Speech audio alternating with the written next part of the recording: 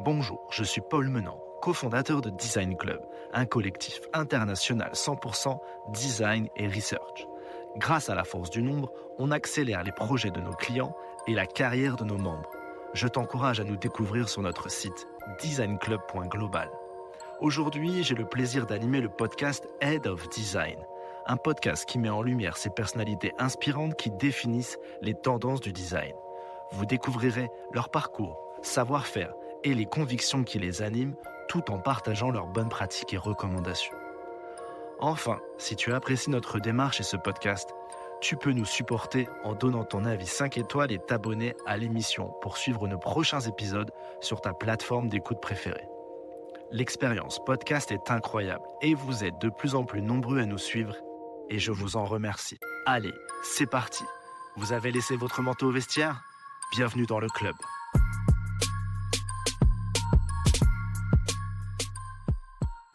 Aujourd'hui, nous recevons Megan Martini, Design Ops Manager et Lead chez Amadeus, et tu es la nouvelle invitée de ce podcast.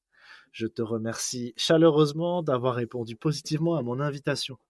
Megan, bonjour. Bonjour. Eh bien, écoute, c'est un plaisir de te recevoir ici, parce que Amadeus, c'est une entreprise que j'ai connue par le passé dans mon ancienne vie. Et puis, je sais que c'est parfois une entreprise dont on n'entend pas beaucoup parler, mais qu'on utilise peut-être tous les jours, enfin, en tout cas qu'on utilise très souvent sans le savoir. Et je pense que ça va être hyper intéressant d'en savoir un peu plus. Et puis surtout, ensemble, on va faire un retour sur une partie de ton parcours et le fait de devenir manager et gérer le design et l'arrivée du design ops et aussi la création d'un design system. Comment réussir à vendre ça à son management. Donc on va aborder un peu tous ces sujets et puis vous, les choix que vous avez faits de gouvernance, d'organisation pour votre design ops. Qu'est-ce que ça veut dire le design ops chez Amadeus ? Et puis voilà, et puis ensuite on va terminer par des recommandations. Est-ce que ça te convient ? Très bien, c'est parfait. Allez, super. La première question que j'aime poser à mes invités, c'est toi, à quel moment tu découvres le design dans ta vie ? Eh bien, j'ai toujours été attirée par le design. J'ai su en fait à la fin de lycée que je voulais en faire mon métier. Et en fait, c'est après 6 ans que je me suis vraiment spécialisée dans les interfaces graphiques UX UI. Mais j'ai un parcours assez atypique parce que j'ai commencé par un BTS design d'espace à Toulon. Donc l'école s'appelait la Grande Tourage. Et j'étais très intéressée par l'architecture, les espaces, la nature et notre environnement. Par la suite de ça, en fait, j'ai ressenti toujours un peu le besoin de développer davantage mes compétences avant de me lancer professionnellement. Et c'est là que j'ai trouvé une formation intéressante. Donc c'est une école qui s'appelle The Sustainable Design School qui est située à Nice, dans une pépinière d'entreprise. Maintenant, je crois que l'école, elle s'appelle Design School. Elle est située plus à Nice, elle est située à Cagnes-sur-Mer. Okay. Et j'ai intégré en fait cette école dès sa création. Je faisais partie de la 2e promotion. Incroyable. Ok, ouais. Et grâce à cette formation et au partenariat avec des entreprises auxquelles j'ai pris part, j'ai pu continuer à explorer différentes spécialisations du design. Ok. Cette formation, elle était généraliste. Elle couvrait différents domaines. Elle couvrait l'architecture, le dessin, on a fait un peu d'automobile, on a fait aussi de la santé. Donc j'ai fait plusieurs partenariats. C'est fou ça. Et ça m'a vraiment permis d'intégrer et d'avoir un pied en entreprise. Et à la fin, pas encore de digital pour le coup. Et c'est après que tu vas découvrir le digital. Un peu vers la fin des études parce que j'ai eu des partenariats avec L'Oréal par exemple où on a fait un centre de soins pour la peau en Chine, un Derma Center, et on a donc à la fois créé un espace Derma Center et on a aussi créé une application pour les utilisateurs. Donc petit à petit, j'intégrais un petit peu de graphisme digital au sein des activités grâce au partenariat. Ok, c'est drôle. J'ai jamais encore eu, justement, dans mes échanges, dans mes podcasts, de personnes qui venaient de de l'architecture, parfois un petit peu d'intérieur, ce que tu me disais, de la scénographie, tout ça. Même si tu as fait d'autres choses, en tout cas du design qui était un peu plus orienté sur ça. C'est hyper intéressant. J'ai eu beaucoup de gens qui venaient aussi du design produit, Oui. industriel, je veux dire. Ouais. Ça aussi, t'en as fait. Exactement, c'est très très généraliste et j'ai fait un peu d'automobile, donc j'ai eu un partenariat avec Renault, donc on avait dessiné, justement on dessinait des concept cars, des voitures, Wow. donc c'était très intéressant de pouvoir Par découvrir le en fait dessin. Alors par le dessin, par la user experience, c'était vraiment assez généraliste, on découvrait tous les métiers du design. Et comment répondre à un client face à une problématique. Donc, en fonction de la problématique du client, on essaye d'y répondre par différents moyens, que ce soit du dessin, que ce soit des user journey maps, que ce soit la création de produits, la création d'applications mobiles, web. C'était vraiment en fonction de la problématique, on répondait avec du design. Excellent. Franchement, écoute, j'avais jamais encore entendu parler de cette école-là, mais en tout cas, ça donne vraiment envie. Et c'est vrai qu'à l'image de ce qu'on peut connaître des grosses comme Strat ou l'ENSI, j'ai l'impression qu'ils touchent vraiment à plein de choses aussi. Et puis qu'au fur et à mesure de son évolution, bah, on choisit des options. Et toi, pour le coup, quand tu entres dans la vie active, quelles sont tes premières expériences? À la fin de mon master, j'ai eu l'opportunité d'intégrer Accenture dans l'expertise song. Anciennement, c'était Accenture Interactive. Et j'ai fait un stage de 6 mois où j'ai pu créer plusieurs interfaces mobiles, web. On a fait des écrans de télévision aussi. Donc ça m'a permis vraiment de toucher au métier d'interface utilisateur. On a aussi accompagné certains clients à travers des workshops. Donc ça va vraiment, voilà, c'est là où j'ai vraiment mis un pied Ou dans le digital aussi. dans le digital. Et, et grâce à ça, ça m'a permis de commencer ma carrière chez Amadeus, où j'ai commencé d'abord 2 ans en tant que consultante et ensuite j'ai suivi par 5 ans comme employée. D'accord. En fait, très rapidement, au final, t'es entré chez Amadeus via Accenture Song. Non, peut-être pas via Accenture Song, mais tu as fait Non, Accenture c'est Song. juste après, Ensuite, tu es passé ça s'est enchaîné. Oui, d'accord, en tant que consultante. Ok. en tant que- Et donc, bah, raconte-nous un petit peu justement ce passage dans le consulting, parce que le consulting, c'est quand même parfois un petit peu différent que d'être en interne. Qu'est-ce que tu y faisais là-bas? Et puis ensuite, qu'est-ce qui a fait que il te propose quelque chose? Parce que c'est vrai qu'à Nice, trouver un job dans le design, c'est pas si simple. Et pour le coup, t'es tombé au bon endroit. je suis tombée au bon endroit et en fait, donc j'ai intégré une équipe chez Amadeus. Donc j'ai d'abord travaillé au sein du département travel, donc où je travaillais sur un produit pour les agents de voyage qui s'appelle Amadeus Selling Platform Connect avec une équipe de designers. Mais justement, Et je me disais, on n'a peut-être pas présenté Amadeus. Est-ce que mm, peut-être rapidement, tu peux justement nous dire, ce qu'on disait que c'était un produit qu'on utilisait tous, mais sans peut-être trop le savoir. Est-ce que oui. tu peux nous expliquer un petit peu qui ils sont? Alors, Amadeus compte environ 20 000 employés dans le monde.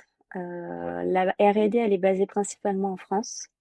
On a des bureaux à Sophia Antipolis et à Villeneuve-Loubet, mais aussi à travers le monde et principalement Ouais, 20 000, ça à fait du Bangkok. monde hein, quand même. Oui, Je sais qu'il y a du monde à Madrid. Tu me c'est disais ça, en Inde. Madrid. Donc le siège social, il est situé à Madrid. On a aussi à Bangalore en Inde. Et actuellement, dans Amadeus, on compte environ 150 experts UX. On les regroupe en 3 catégories. Designer, researcher, writer. Et donc on a aussi les managers et les heads. Mais voilà, on est centralisé dans différents endroits à travers le monde et on travaille généralement sur différents produits. Et donc, Amadeus, quel est le produit phare? Enfin, quel est ouais, quels sont les produits et comment on l'utilise sans trop le savoir? Une ponctuation pour t'informer que Design Club peut t'accompagner dans le recrutement de ton équipe design ou research. Nous saurons te trouver la perle rare en freelance ou en CDI. Enfin, si tu galères à mettre en place une recherche utilisateur multi-pays, sache que grâce à nos user researchers locaux qualifiés et un peu partout dans le monde, on saura le faire en quelques jours. Tu peux en savoir plus sur notre site designclub.global. Merci de ton attention et bonne écoute. Donc aujourd'hui, Amadeus, c'est vraiment tout ce qui tourne autour du voyage. Dès lors qu'on voyage à travers des avions, on réserve des hôtels, voitures, que ce soit le train, beaucoup de systèmes et de services sont gérés à travers Amadeus. Donc finalement, à chaque fois que vous prenez un vol, vous réservez un billet, il y a un système qui est généré par Amadeus. Et on est là justement pour soutenir aussi les compagnies aériennes pour justement à travers les sites, donc, ce qui est principalement notre cœur de métier. D'accord. Donc en fait, l'idée, c'est au final être un peu l'organe central technique pour faire le lien entre des clients particuliers ou entreprises et des transporteurs et des hôtels bref, Exactement. tout ce qui touche au voyage et à la mobilité. Ok, et donc, et ça je dirais, à portée presque mondiale. Enfin, c'est même pas presque, parce que j'imagine que si c'est 20 000 personnes, c'est quand même C'est à tout. portée mondiale et en fait vraiment ça tourne, ça couvre vraiment tout le monde du voyage, que ce soit aussi pour du B2B ou du B2C ou du B2B2C. Vraiment, ça couvre vraiment beaucoup de cœurs de métier. Même à l'aéroport aussi, il y a tous les agents d'aéroport ont aussi des systèmes que l'on crée en interne. Ah, incroyable. Et, les marchés, donc je disais à portée mondiale, mais j'imagine que peut-être que c'est plutôt les marchés occidentaux et peut-être que la Chine, je sais pas, j'imagine l'Asie, peut-être que ça se passe un tout petit peu différemment. Il y a peut-être eu d'autres organisations. On couvre à peu Très près précis, je sais pas ça comme on ça. couvre à peu près tous les marchés, principalement européens, Asie. Ok. Euh, Donc là, ça veut dire des millions de flux qui passent par vos plateformes Exactement. que vous devez orienter. Et à la fois, en tant que designer, vous avez des produits qui sont peut-être pas en- enfin, vous êtes plutôt en marque blanche pour, euh, pour des utilisateurs et des clients finaux, ou est-ce que vous êtes vraiment plutôt sur B2B euh, je dirais que c'est plutôt chaque entreprise qui va ensuite faire euh,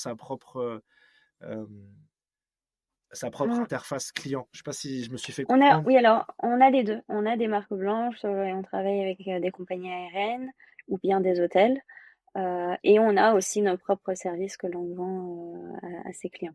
Donc on compte vraiment beaucoup de secteurs, de marchés et beaucoup d'environnement autour du travail. Enfin, pardon, Après, du voyage. j'imagine que s'il y a 150 designers, le nombre de produits digitaux, ça doit être assez fou Oui, parce que oui. faut. Alors, je dis pas qu'il y a un designer par produit digital, mais peut-être que, enfin, Et c'est ce qui est intéressant, c'est que même au niveau designer, on a du mal à quantifier le nombre de produits au sein de l'entreprise. Parce que ce sont des produits, ce sont des fois certaines fois ce sont des programmes avec justement des modules qui seront aussi qui sont connectés entre les différents produits. On réutilise certains modules, donc c'est ça qui est assez intéressant. Et c'est là où justement où notre activité permet de couvrir différentes équipes et de commencer à faire les liens. et donc là, justement, dans vos fameux persona, user, etc., j'imagine qu'il doit y avoir pas mal de choses autour peut-être du B2B2C. Ça veut dire que, au final, vous vous intéressez tout autant à l'utilisateur que peut-être aussi au persona du client qui vous achète cette solution. Est-ce Oui. que, enfin, est-ce que c'est le cas et si oui, justement, est-ce que tu peux nous en parler un petit peu? On rentre direct déjà dans le vif Alors, du podcast, c'est c'est très bien. c'est le cas. Après, ce qui va être difficile, c'est que moi, de l'exprimer parce que les équipes qui travaillent sur le sujet pourraient encore mieux Ouais, l'expliquer que moi. Mais en tout cas, c'est le cas. Et ce qui est intéressant, c'est que l'entreprise, comme elle est mondiale et on a énormément de secteurs, on a à la fois des personas qui sont nos clients directs, mais aussi des airlines qui sont aussi nos personas. On a aussi les employés dans l'entreprise qui sont aussi des personas du niveau de sign-ups. Donc en fait, on a justement beaucoup de secteurs qui sont couverts et de personas qui couvrent différents produits. d'où des researchers, une équipe research aussi assez importante. Peut-être on en discutera après. Et donc là, tu fais 5 ans avec eux en tant que prestataire, c'est ça? Alors, Hum, je fais 2 ans avec eux en tant que prestataire, justement avec l'équipe euh, Travel. pour Travel, pour le monde du voyage. Et donc, je travaillais principalement sur une application web. Donc, quand vous allez dans une agence, donc les agents, ils ont une interface et ils permettent de réserver le vol, les hôtels, la voiture, les trains, et ils permettent d'avoir un flow pour faire des bookings, les modules de paiement, etc. Ça vraiment, ça couvre toutes ces activités-là. Et finalement, petit à petit, donc j'ai travaillé au niveau de cette équipe de design. On était à peu près 4 et 8 à 8 designers. Et j'ai aussi pris quelques responsabilités en tant que management et j'ai aussi fait un peu de Scrum Master. Ok. Donc au final, le management, il est venu assez vite dans ta carrière. Oui, oui. Comment ça, tu as réussi à gérer ça? Parce que c'est pas simple quand même, au bout de 2, 3 ans d'expérience, de commencer à manager. C'est C'est expérience pas ça. professionnelle en CDI. Hein, je te dirais. Ça c'est arrivé un peu naturellement parce que j'aime bien, voilà, je pense rassembler, m'assurer qu'on aille dans la bonne direction. J'aime bien aussi avoir une vision claire sur le long terme, la stratégie. Et c'est pour ça que ce rôle-là m'a particulièrement voilà, suivi un petit peu même depuis le début, parce que c'est des activités que j'aime faire au quotidien. Trop bien. Et donc ensuite, après ces 2 ans en prestation, là, tu rentres en interne chez eux et ils te proposent, parce que justement, j'imagine qu'ils ont vu à la fois tes compétences de contributrice individuelle, à la fois tes débuts dans le management, ils se sont dit, bon, là, il faut qu'on garde Megan, il faut qu'on investisse dans, C'est ça. dans la durée. Euh, comment, sur quel type de poste? Et, euh, Al- et j'imagine que c'est peut-être un peu les prémices de ce dont on va discuter après, mais voilà, est-ce que tu peux nous expliquer un petit peu?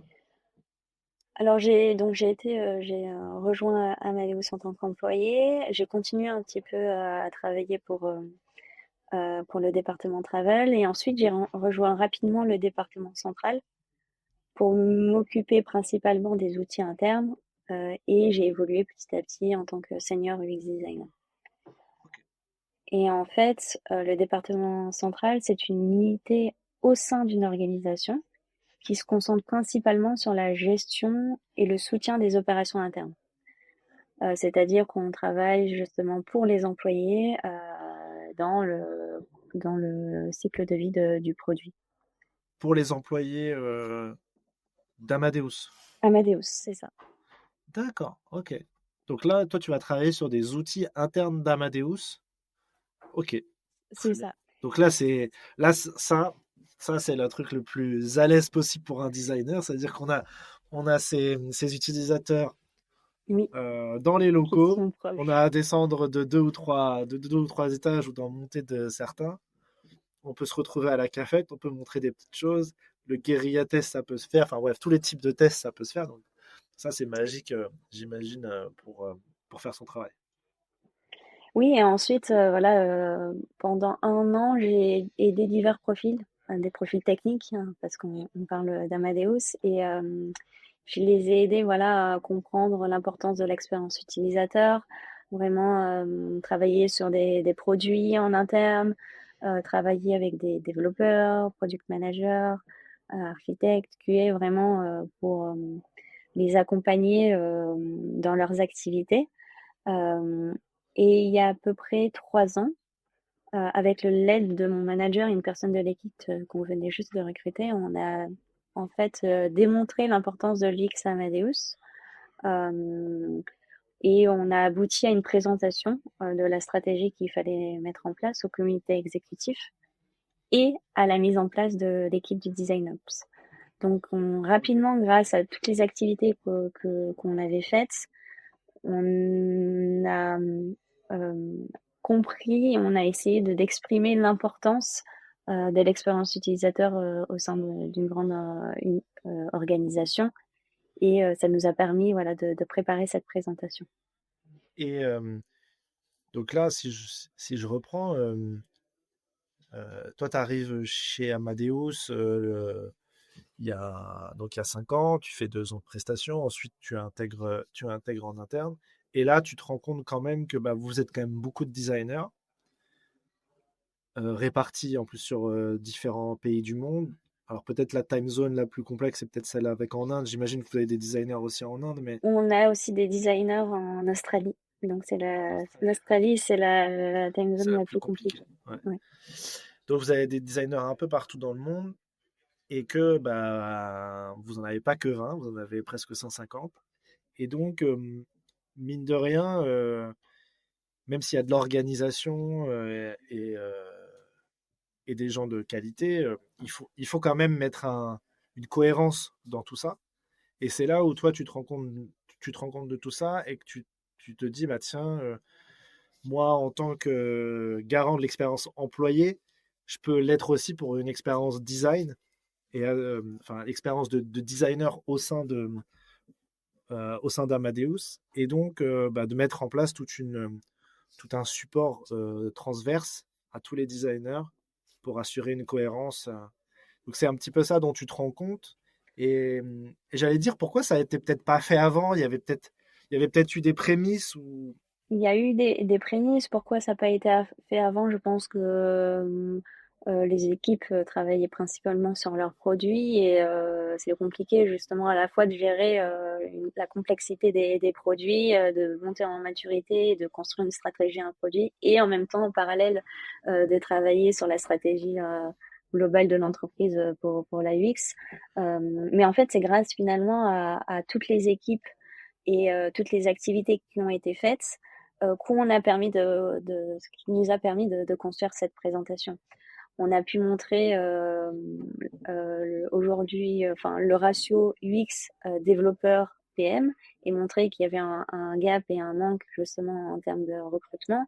On a montré aussi que les process étaient en silo, et que beaucoup d'outils n'étaient pas standardisés.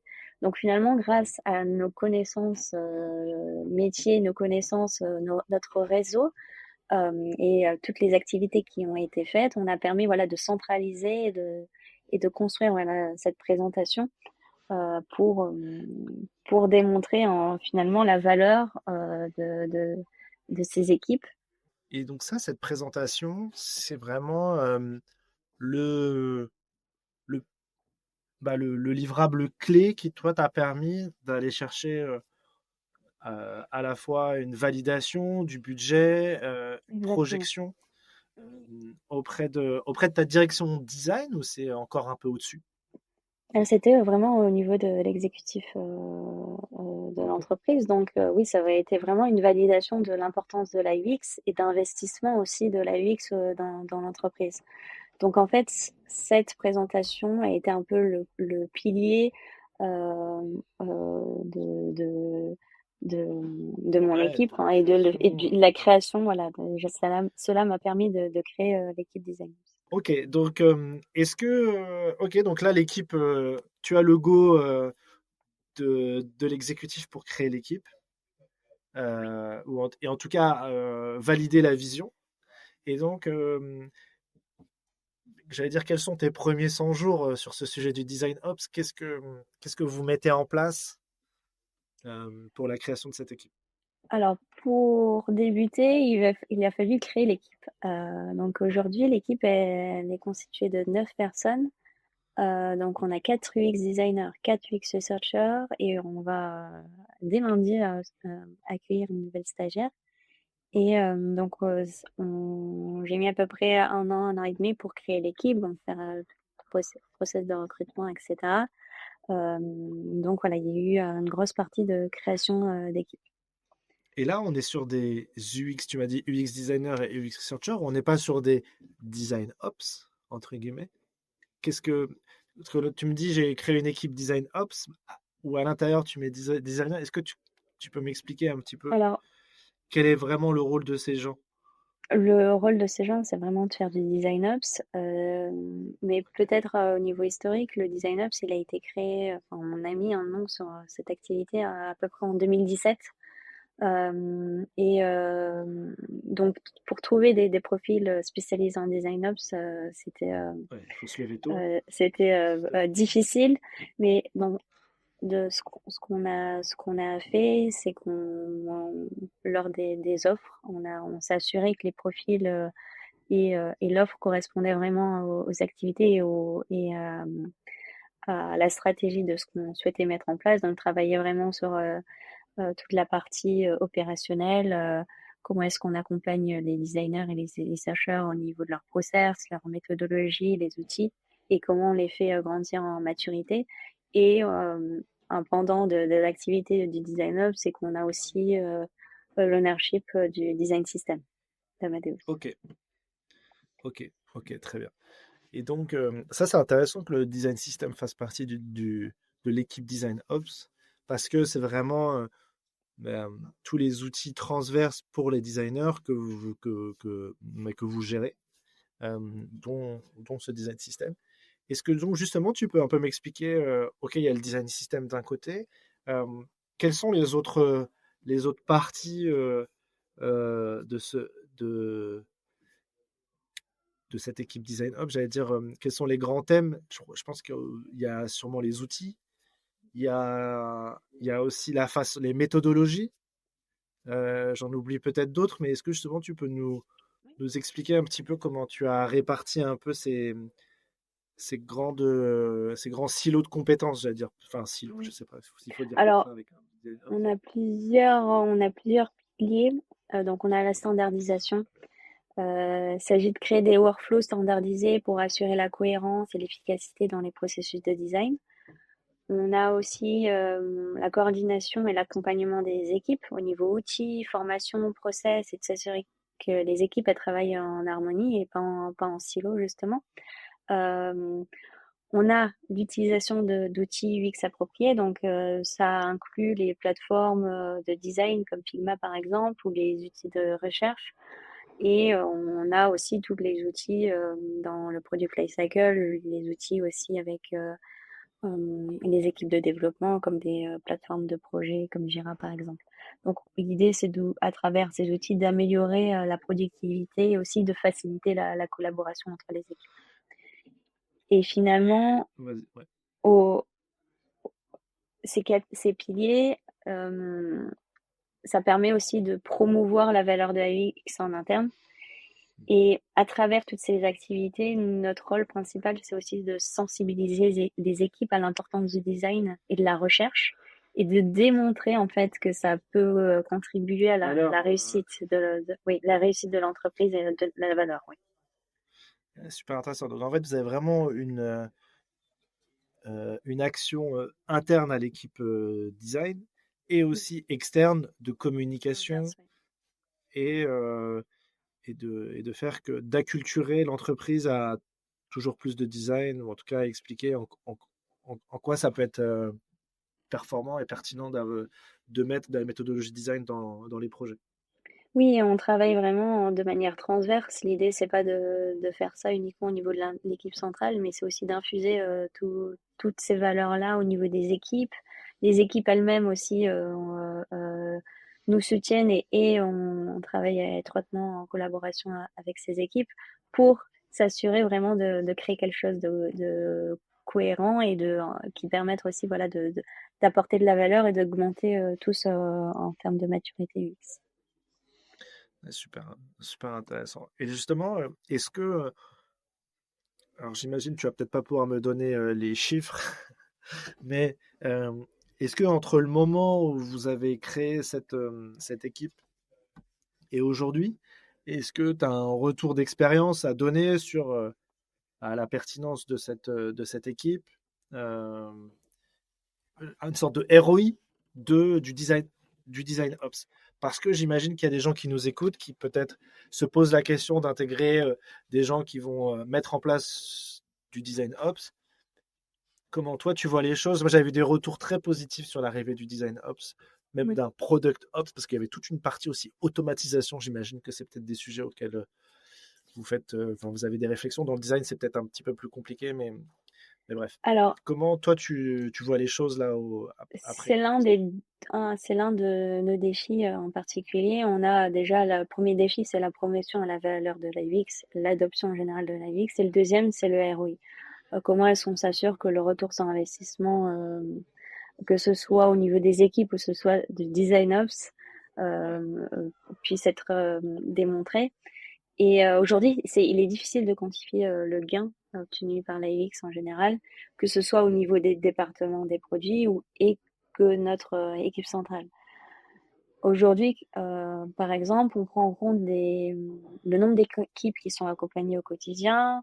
On quantifie aussi le support qui est réalisé pour les recrutements en interne, la documentation qui est créée, vraiment tout ce qui est mis en place. On commence à collecter les métriques pour ensuite avoir des métriques dans quelques années pour pouvoir démontrer la valeur. Là, aujourd'hui, on est plus dans une phase de récolte des données et il va nous falloir un petit peu de temps, des laps pour récolter la donnée dans un plus long terme pour voir voilà, l'évolution et ce qu'a apporté l'équipe, la création de l'équipe au niveau interne. Aujourd'hui, on est toujours dans la phase de préliminaire de récolte de ces données. Donc, on n'a pas encore le retour sur investissement. Bien sûr, lors des échanges, on se rend compte que notre activité, elle est très appréciée, mais c'est très important de travailler sur les métriques. Aujourd'hui, on n'est pas encore à ce niveau-là. Vous n'êtes pas encore là parce que, ouais, je comprends.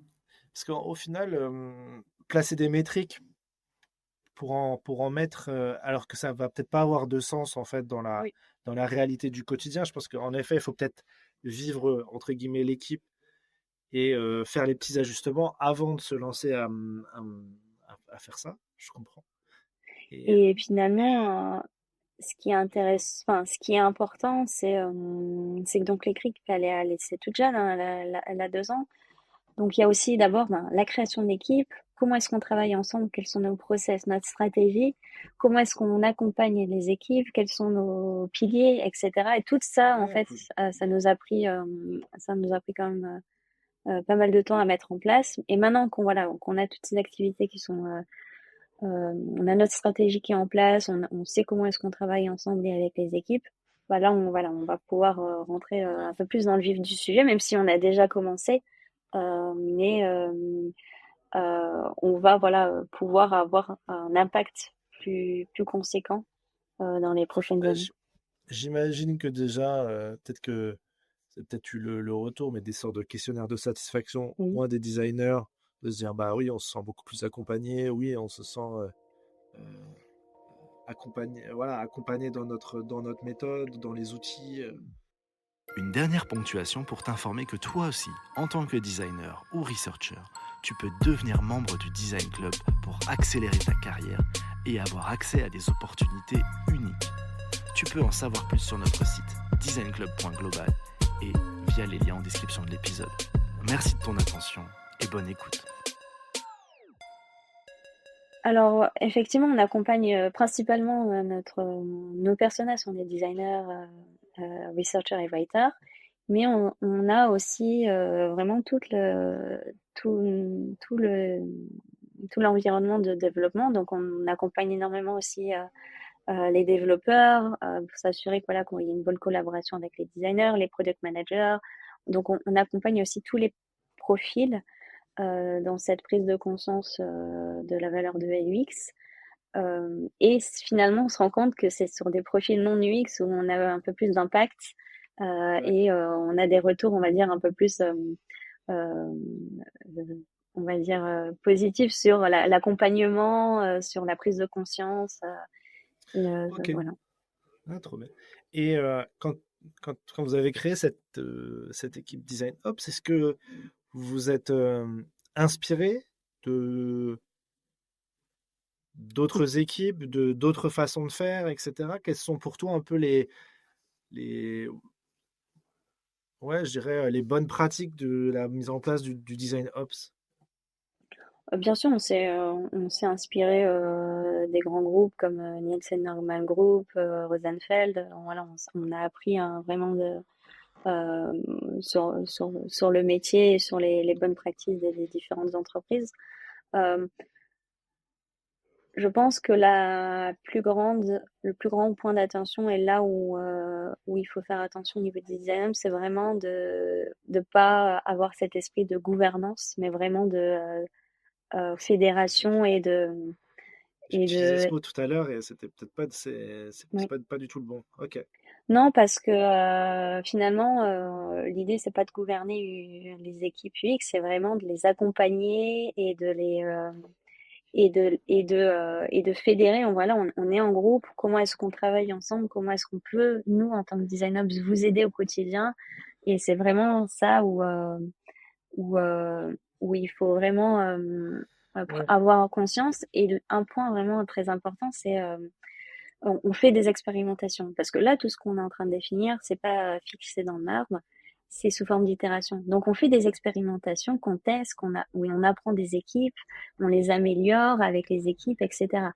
Et l'idée, c'est pas forcément d'avoir des activités qui sont tout ce qu'on met en place qui est pas une harmonie.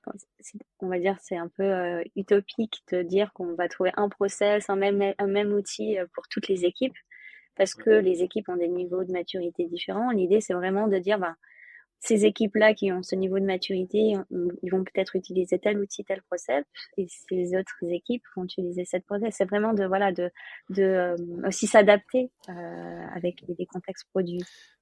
Ok, ok, parce que c'est vrai que parfois on peut avoir la vue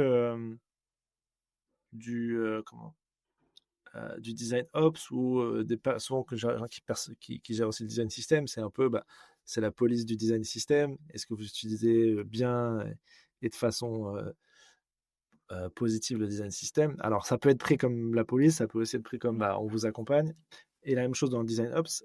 Et c'est vrai que moi j'avais un peu l'impression que le design ops, il y avait un côté un peu, il y a un livre de savoir que tout le monde, il y a une livre de comment on fait et tout le monde doit rentrer dedans. Et si vous rentrez pas dedans, c'est problème, quoi. En tout cas, c'est pas notre philosophie et je pense Ouais, que c'est pas la philosophie du design ops, ouais. d'accord. C'est vraiment, ouais.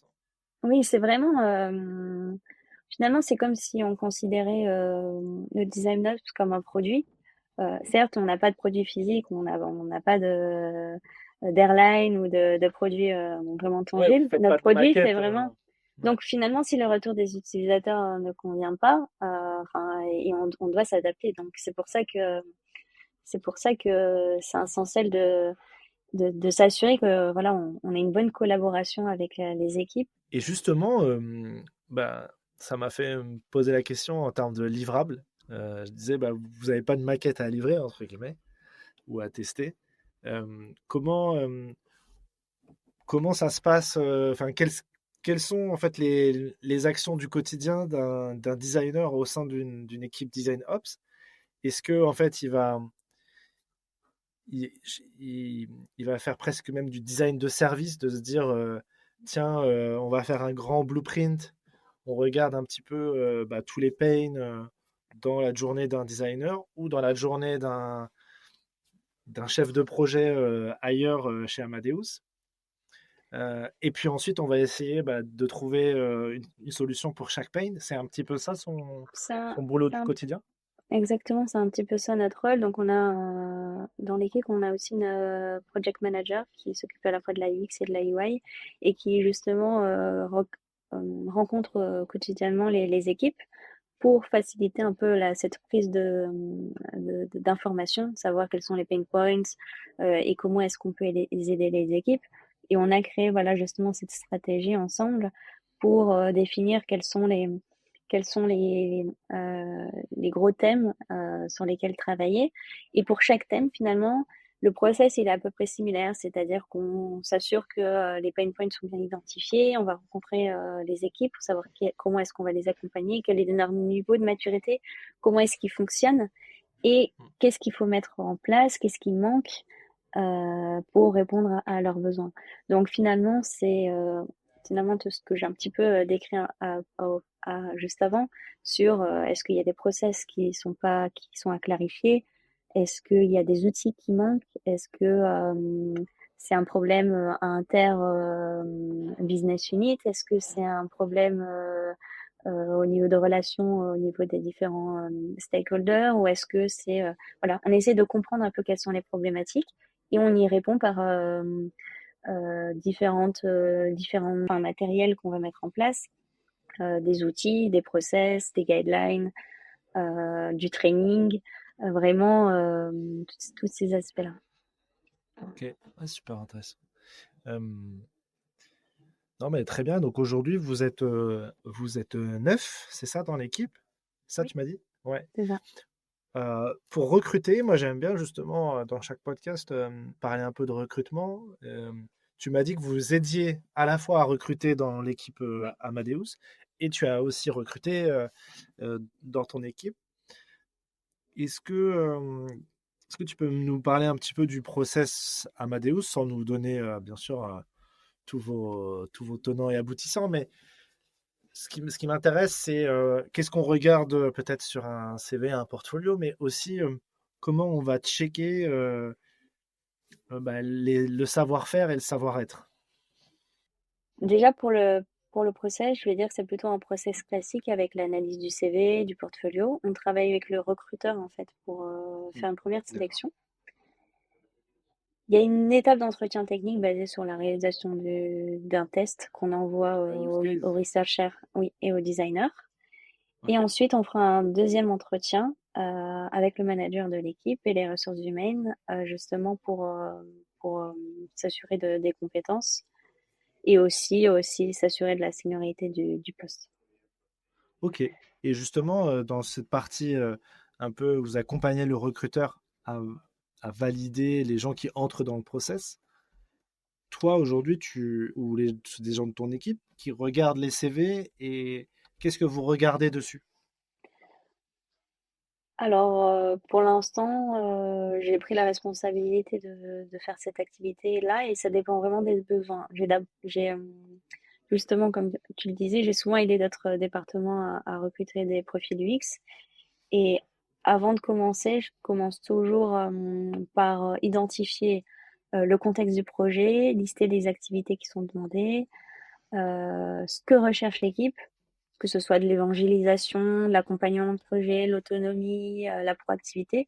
J'essaye justement d'identifier les types d'activités. Et suite à ça, je m'assure que les CV de portfolio correspondent aux éléments identifiés. Et justement, quand tu parles de portfolio, toi, qu'est-ce que tu aimes voir dans un portfolio et qu'est-ce que tu n'aimes pas voir? Euh, pour moi, ce qui est très important, c'est la synthétisation et la hiérarchie des informations, qui sont vraiment très importantes. Ça, ça montre différents aspects d'une bonne communication, d'une bonne structuration des informations. Et je pense que c'est clé au niveau d'un portfolio qu'on ait une overview du contexte et si besoin, pouvoir rentrer en détail. Euh, J'aime bien aussi m'assurer que les personnes puissent s'adapter rapidement au changement et pas forcément d'être dépendant d'un seul outil. On a pu voir avec les changements très rapides d'outils design, Sketch, Figma, Adobe XD. Les designers ont dû s'adapter vraiment à la prise en main d'un outil. Et pour moi, ce qui est aussi important, c'est se tenir informé des évolutions dans le domaine de l'X, continuer à faire de la veille, surtout aujourd'hui avec l'importance de l'intelligence artificielle qui arrive et qui va occuper une place importante dans notre quotidien, savoir voilà, si les profils sont quand même au courant des évolutions du métier. Donc, ouais, tu checkes la curiosité, tu checkes l'architecture de l'information et la façon de délivrer l'information. Sur la partie UI, c'est pas du tout des.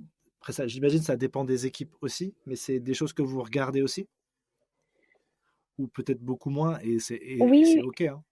mais pour les UX designers, ce qui est un peu plus, là où on regarde un petit peu plus, on se concentre un petit peu plus sur, c'est vraiment commencer à, enfin, savoir et vérifier les compétences techniques et les compétences en collaboration avec les équipes de développement, parce que les designers vont devoir énormément interagir avec les développeurs, donc savoir s'ils ont des connaissances aussi un petit peu en développement, pour des échanges aussi pertinents avec les développeurs. Après, voilà, savoir si ils ont des connaissances, surtout au niveau du design system, pour notre cas particulier, les design tokens, l'accessibilité, le prototypage. C'est vraiment s'assurer aussi des compétences techniques. Ok, très clair. Ah bah parfait. Bah, écoute, sur la partie recrutement, c'est très clair. J'avais juste peut-être une dernière question, c'était sur les use cases. Euh, use case pour un designer, c'est quoi? Est-ce que vous leur proposez un projet et après ils le font chez eux et vous le renvoient, ou est-ce que c'est du live? Ça dépend vraiment des équipes. On a plusieurs process. On essaye de varier justement pour Ok. éviter des répétitions d'activités. Donc ça dépend des équipes, ça dépend du contexte. Donc on a à la fois des activités qui sont envoyées en offline Ok. on attend la réponse. Et il y a certes, pour certaines équipes, on a déjà été amené à faire des sessions en live avec plusieurs designers, un contexte projet, savoir comment est-ce que la personne échangeait sur un contexte via Figma et via justement des échanges à travers l'outil. Ok, trop bien. Eh ben, écoute, Megan, on arrive sur la fin de l'échange et du podcast. Pour terminer, j'aimerais bien discuter avec toi de tes recommandations. Est-ce que tu as une source d'information digitale ou un livre à nous recommander? Hum, j'ai pas forcément de ressources précises à recommander au niveau d'un livre. Par contre, au niveau digital, j'explore généralement Medium. Et j'utilise aussi beaucoup mon réseau LinkedIn et le fil d'actualité pour me tenir informé des derniers sujets concernant le design. J'aime bien voilà, avoir Notre ami Vitaly Friedman, est-ce que tu oui. le suis? Voilà, je pense que c'est L'homme. important d'être connecté avec différents acteurs et leads à travers le monde pour vraiment apprendre de l'expérience plutôt qu'avoir une littérature peut-être qui manquerait un petit peu de contexte. Donc voilà, je pense que le meilleur apprentissage il vient par l'expérience et justement au partage de ses pairs. Ouais, Voilà, je pense que c'est important. trop bien. Et enfin, les deux questions les plus complexes de ce podcast. Est-ce que tu as un film à nous recommander, un seul, et un album de musique? Un seul film. Ouais, c'est procédé, c'est les plus complexes. Je, pour moi, c'était vraiment difficile de recommander qu'un seul film. Mais je recommanderais Le Cinquième élément de Luc Besson. Très bien.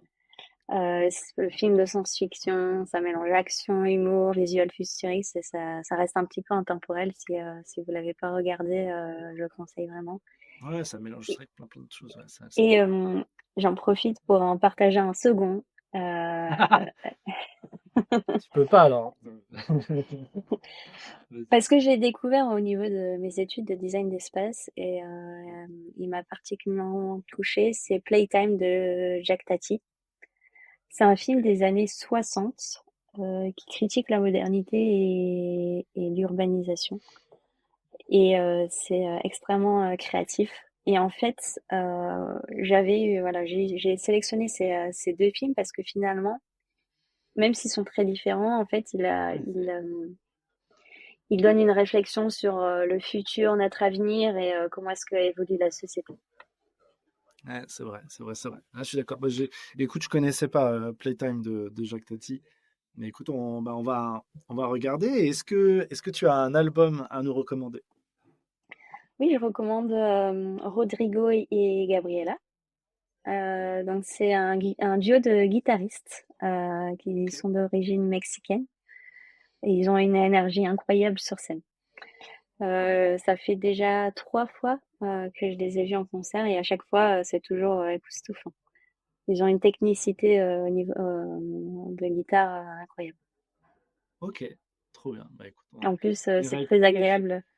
Ouais, C'est très j'imagine. agréable d'écouter en travaillant parce qu'il n'y a pas C'est ce de que paroles, donc c'est très motivant. Ouais. c'est ce que j'allais te dire là. Ok, trop bien. Bah écoute, je vais aller écouter ça. Et ben merci Megan. C'était un vrai plaisir Merci. Merci, oui. de découvrir ton parcours, ce que tu fais chez Amadeus, la façon dont vous avez intégré le design ops, et puis peut-être que dans un an ou deux, on s'en refait un pour faire tout le ROI de ce que vous avez pu apporter à Amadeus. En tout cas, bravo à vous. Volontiers. C'est une très belle équipe, et puis bah, écoute, on te souhaite le meilleur pour la suite. Merci beaucoup. Merci d'avoir écouté le podcast Head of Design. L'expérience à vos côtés est incroyable et je vous en remercie chaleureusement. Si tu veux aller plus loin, je te laisse m'ajouter sur LinkedIn. Je serai ravi de pouvoir débriefer avec toi des épisodes. Allez, le club ferme ses portes. J'espère que vous avez apprécié le moment et on se revoit très très vite.